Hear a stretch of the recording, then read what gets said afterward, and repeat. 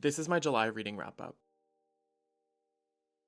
I read 10 books in July, which is a lot. I had a pretty busy month of July. I have a story that was published in Grain Magazine in their summer issue, which is exciting. It's one of my favorite things I've ever written, so I'm very, very proud of it.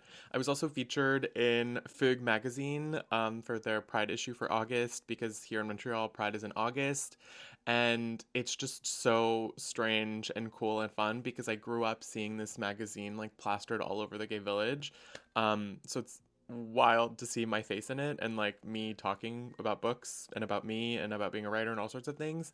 So yeah, very, very cool. But I have 10 books to tell you about. I have some classics, some older books, some queer stuff, some poetry, all sorts of things. So let's get into it. Tramps Like Us by Joe Westmoreland is a book that originally published in 2001, September 2001 to be exact. So it was sort of lost in a lot of what was going on. And then it got a reprint by like a group of queers that were behind it, wanted to see it succeed this time. And I'm happy that it exists. I'm happy that it's out there because it was really, really fantastic. I read this when I was stuck on the tarmac for 3 hours coming back from Boston. And I'm glad that I was sort of like hunkered down for it because when it starts, it just goes and it goes and it goes. The pace is really, really wild. It like drives you through family history, abuse, trauma, sex, drugs, partying, all sorts of things, and it goes really, really quickly. And at first, the pace felt like a challenge, and then it felt like that's just the rhythm of the book, and I started to get used to it and liked it. It's just a bunch of vignettes. It's like different moments in this person's life from the 70s when they were growing up into the 90s, through AIDS, through sex, partying, love, friendships, all sorts of things. And it's really, really beautiful. It is a work of autofiction. The author talks about that at the end. And he said that it was essentially, he wrote a book because the people that he met after this time in his life, he wanted them to be able to know what that was like, what that time was like, and who he was and who he had been with, and all of these things. And I think that's so fascinating because that's really what comes across, and it's really well done. It's like, it's like a big FaceTime with someone that you're sort of getting to know, and they're telling you all of these moments that are connected, but they feel sort of like loose, and it's just really, really well done and interesting, and I really enjoyed this. I read a lot of books like this, but this one stands out. The Brittle Age by Donatella Di Pietrantonio. I'm sorry if I'm saying her name the Italian way, or trying to. I sometimes get comments when I don't pronounce names correctly, so I am trying. This is translated by Anne Goldstein, who also does all of Elena Ferrante's translations. This is this was great. I loved this so much. It's sort of a literary thriller, but it's really like eerie and like unsettling, but there's not much thriller to it. Essentially, it's about a mother-daughter, two people, a mother and a daughter in rural Italy, and it's five different sections that are five different snapshots in their lives. The mother is our main narrator. It's essentially, the first is her daughter going off to college. The second is her daughter coming back because of COVID. And then it's like their strained relationship. There's a lot of distance between them, and they're not sure why they can't just connect. And then you discover that the family has this history, or this thing that happened in their history where two girls were killed on their land. Um, and that just sort of like looms over both of them, specifically the mother, and she's still reeling with this situation that happened because she knew the girls and she was there, and it's like a whole thing. Um, but I loved the way that this talked about trauma, like being passed down, like what the mother had gone through, and how that sort of feels like it's been passed down to her daughter, and the way that her daughter interprets it and feels about it, the way that they feel about each other. There's just so much in here, and it's really slim. I'm really excited to read more from this author. She has another book that's quite popular, but this one is really great, and I cannot say enough. I want to read it again. I loved it. The language was really interesting because it wasn't too like frilly. It was pretty straightforward. There was not a lot going on, but in a way that totally worked. And yeah, I just loved it. War of the Foxes by Richard Sitkin is his second poetry collection, and I really loved Crush, his first one. It's critically acclaimed. Like, I had such high expectations going into this, and maybe that was the problem because I was a little bit disappointed in this. This collection is really concerned with the natural world and things that are outside of yourself, and like the natural order of things and all that sort of stuff, which is interesting when you think about, but it didn't do what I wanted it to do. For me, poetry that I enjoy is connected to like the body or my body. It makes me feel something inside, and it feels like tactile in a way. And this really doesn't do any of that. I felt like I was being held at arm's length. Um, like it wasn't going deep enough for some reason. But that's a personal thing. That's what I like in poetry. And so that's why this didn't work for me as much as I think it could have. But I still enjoyed it. And I think I maybe want to like set it aside and read it again later when I don't have so much going into it. But yeah, still incredible writing, very sharp, just not what I wish that it was. The Vet's Daughter by Barbara Comyns is a book from the 1950s, and this is highly recommended by Melissa, who I'll tag here, icon, legend. And she says that this is one of her favorite books, this is one of her favorite authors, and I can see why. It is so much fun. She's so kooky and weird.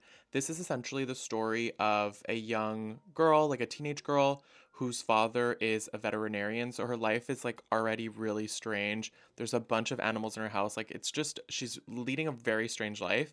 And her mother passes away. Her father is so mean to her, really just like mistreats her, is not a good person. And then he starts dating another woman who is even worse to her. It's just like no one is nice to her. No one gives her the time of day, and she's just not able to like bloom and like become herself.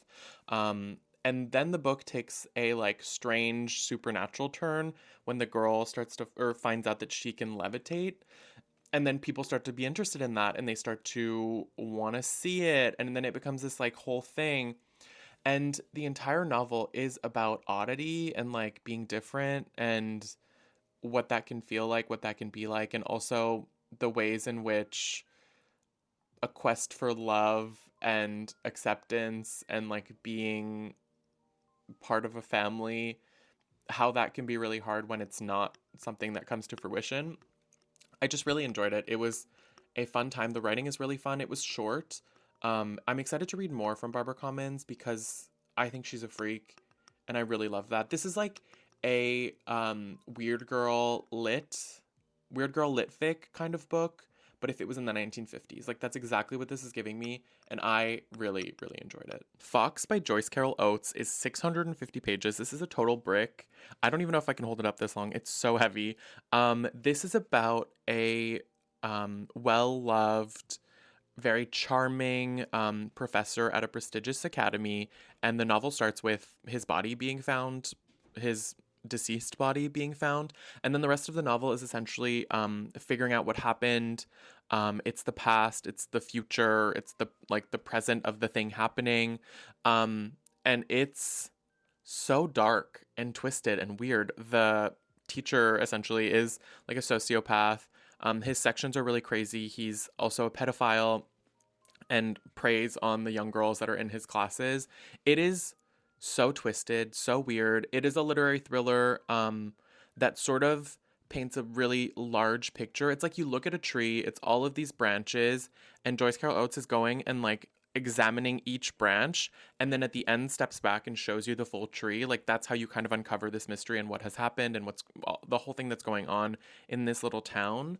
And I liked it a lot, even though it was really dark and twisted and like gross in a lot of ways.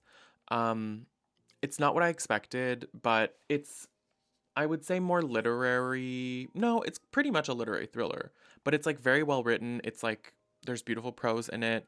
And I think Joyce Carol Oates is so talented. I really want to read more from her, but maybe something that's not so gross, maybe is the thing. Yeah. But really fun and like highly recommend if you like thriller, literary thriller stuff and like weird investigations. This was like such a fun time to get lost in for 650 pages. The Lookback Window by Kyle Dylan Hurst is a book that has been sitting on my shelf for like over a year, and every time I see it, I think I should read that. But I knew that it was really dark. I knew that it'd be hard to get through, and you can't really prepare for that. So I'm just glad that I read it. It was fantastic. I really, really love this. Essentially, the Lookback Window is a 1 year period where someone who is a survivor of childhood sexual assault or sexual violence can sue their abusers when the statute of limitations has passed. And so this is our narrator like reckoning with that. And the life that he has created on really shaky ground to begin with gets even shakier. The people in his life feel further and further away as he gets closer and closer to the person that he was when this all happened. I love the way that this talked about trauma and healing because it was so realistic. It's not sanitized, it's not corny, it's not trauma dumping. It just feels so real. It's jagged, it's gross, it's like destructive. There's so much going on, but it felt really cathartic to read. I loved this, and I'm so glad that it exists. And I hope that it like brings people closer to their healing journey in a way, or shows them an unorthodox path to healing. Yeah, I just really love this, and I'm glad that it's out there, and I'm glad that I finally read it. We Think the World of You by J.R. Ackerley is a forgotten queer classic from the 1960s that isn't really about being queer, but the characters in it happen to be queer.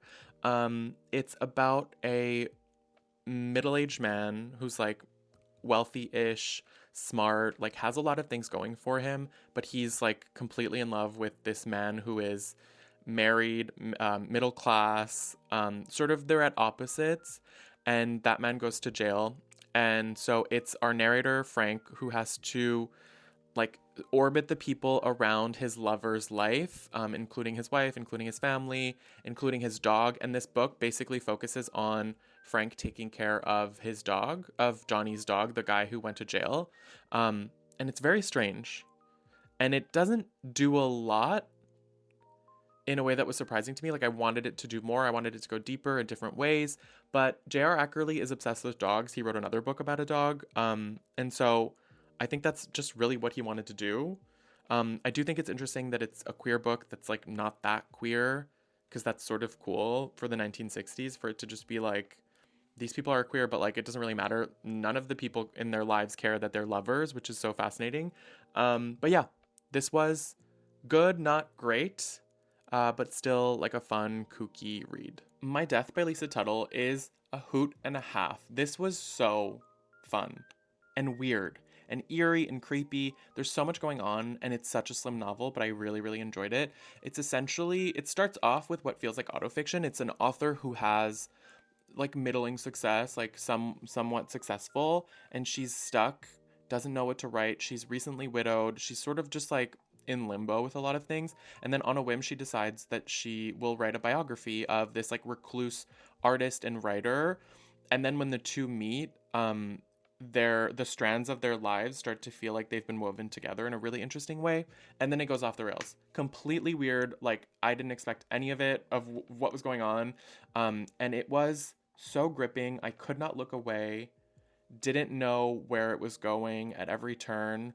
And it ends like completely wild. But I really enjoyed it.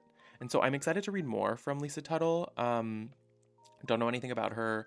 Picked this up at the library, and I am so glad that I did, because it was really, really kooky, crazy, weird, and I loved it. À l'ami qui ne m'a pas sauvé la vie by Hervé Guibert is a pillar of like French queer literature. It was published in 1990, and it's the first of 3 autobiographical novels from this author, who's like critically acclaimed, really successful.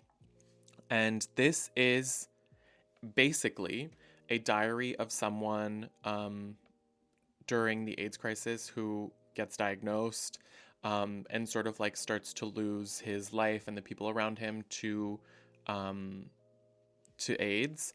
And it is really like reading a journal in a way that sometimes felt a little excessive, and then at other times was so like mind-boggling, sharp, really bold and brave, and it felt really cool. So it's doing a lot of different things. I don't know that I'm gonna read the other 2 in this series, because I feel like this was the big one.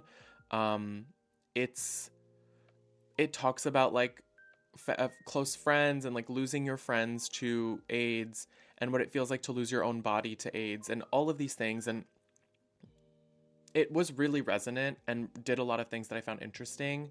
Um, and I read it in French, so I don't know what the translation gives, but um, I'm really glad that I did read it, and I can see why it made such an impact and was so, like, is still so present in the conversation from like French queer lit. Because yeah, it really does something to essentially track someone's life as they are like falling into HIV, and you can feel it like gripping them and not letting go. Um, and you can also feel the writer wanting to like leave his mark on the world, and even though he already had, but you can kind of feel that in it because he talks about his writing a lot in the book. And that was really resonant and just felt really like a really interesting part of the book, that overall I really liked. Bolla by Paitim Satowski, translated by David Haxton, is a queer novel set in Kosovo right around the time of the Yugoslav wars, and it centers two men. One is a Serb and one is Albanian, which are like the two groups that were about to go at war where they are. And it is like they're not able to be openly together in this time and place. And that cultural context was so present throughout. Like, we follow their love story throughout the years. There's time jumps, there's different narrative threads we're following, and all of that was done really well, like from a craft perspective, really well executed. And the weight of what was going on is palpable and done so well. I really love that part of it. But this book really relies on you feeling for the narrator and like the main character, and I had such a hard time doing that because he is an awful person, unlikable, no redeeming qualities, and I couldn't even excuse any of it. He's just doing really bad things and I did not like him. um and yeah, so that was really hard to connect with, and I think you have to do that to be able to really enjoy this novel, but I didn't dislike it. And I'm excited to read more from this author because I think that cultural context shines so brightly, and I think it's something he's probably doing in his other books as well. So I want to read more from him, even though this really annoyed me, because that narrator was just awful. I also have to give a shout out to Come If You Want, which is a novella by Brandon Holder, which he published on Substack, like serialized, all throughout the month of July. And I read it and really enjoyed it. It's a modern story of dating and finding people that resonate with you and like being at odds with your friends. And there's just like a lot going on in it. And I really enjoyed it. It felt really brainy and in a really good way. I want more from this story. Like, I want the full novel. And also the way that he's able to write about group chats in a way that isn't corny and annoying is like should be studied because he does it so well. And that's really surprising. Like, writing texting is so annoying and somehow he did it and did it really well. So I really enjoyed it, and shout out to him because that it was just such a great idea, and I think he did it really well. But that was all of the books that I read in the month of July. I would love to know what you read and loved in July, so let me know in the comments. That's it for now. I will see you in August, and thanks for watching.